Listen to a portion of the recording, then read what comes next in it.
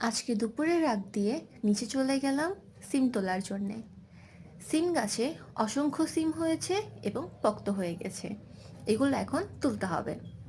আপা এদিকে সিম তুলছে আর আমি ভিডিও করছি।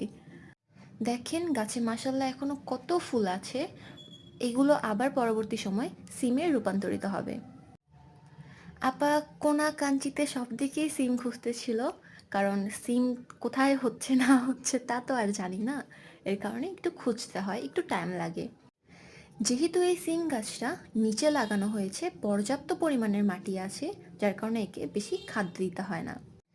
এই গাছে পটাশ, বোরন, সরিষার খোল ভেজানো পানি এবং সবজি পচানো পানি, চাল ধোয়া পানিটাই ব্যবহার করা হয়েছিল। এক ঝুড়ি সিম নিয়ে এখন মামুনির হাতে দিব। মাশাল্লাহ, আজকে এত সিম উঠছে, আলহামদুলিল্লাহ।